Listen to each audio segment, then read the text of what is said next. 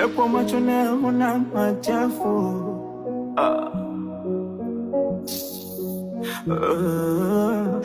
Uwepo umetoweka mapenzi, ubara haki ukaritupa kwa dapo.